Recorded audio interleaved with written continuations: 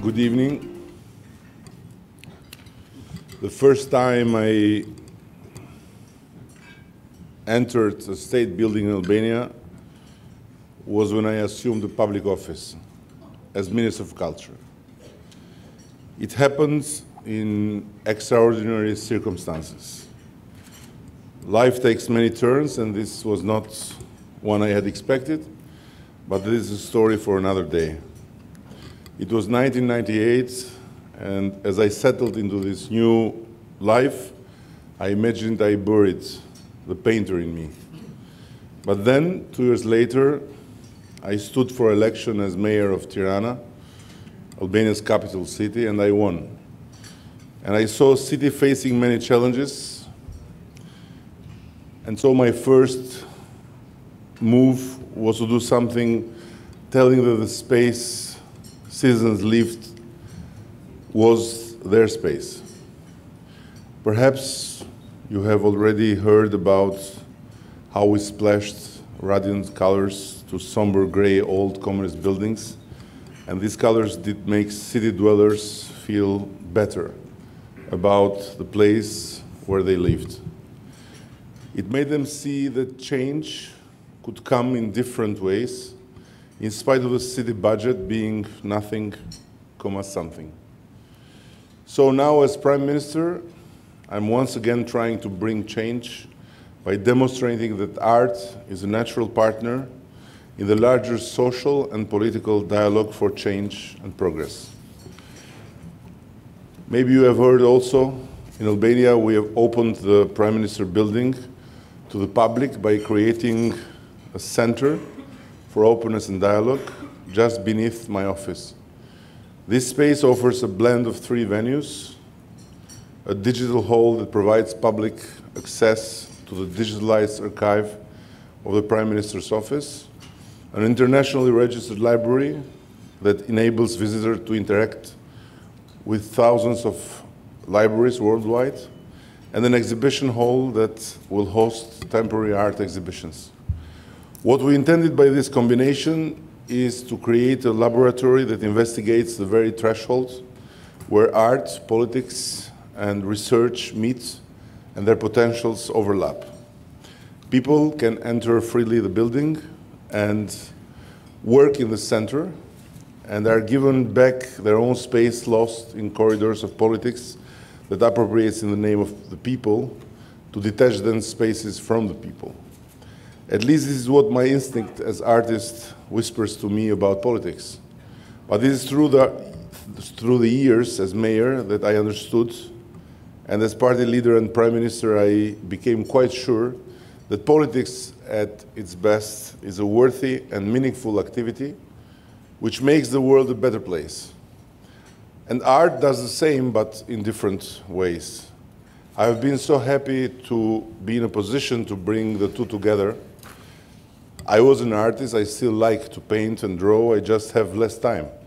But in politics too, one always tries to paint a canvas, to visualize how one wants the country to be, to feel how one wants it to change as the world changes around us. I'm not saying all prime ministers should be artists, far from it. It is good if politics is a gathering of people who come from varied backgrounds, from Reagan, an actor, to the Swedish Prime Minister, a welder. The variety in experience is really amazing. And even when the variety in professional background is less striking, for example, Margaret Thatcher, a chemist, Angela Merkel, a PhD in physical chemistry, their brush in the larger tableau is far from being similar, but both impressive. I think the skills we have in one field may help or hinder in another, though in spite of all, the artist in me is never still. Once I met with someone who got really offended because I was drawing while we were talking in my office.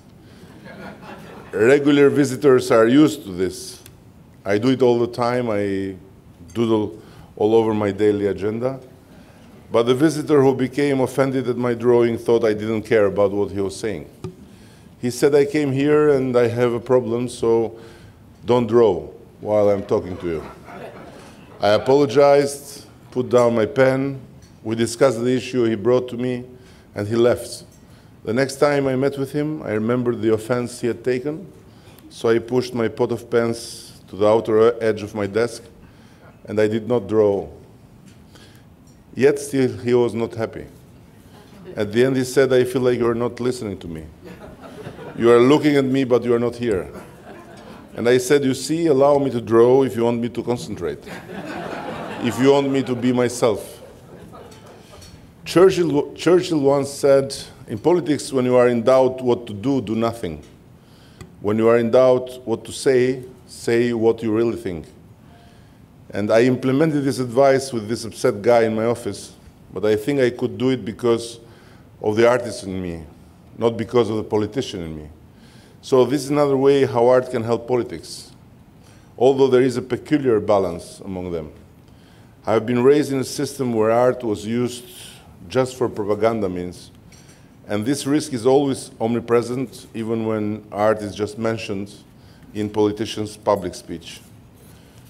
Yet, at the moment, we regard art as a partner of dialogue and openness, and not as a natural ally, but as a liberator of ideas and energy, so as dissenter by nature.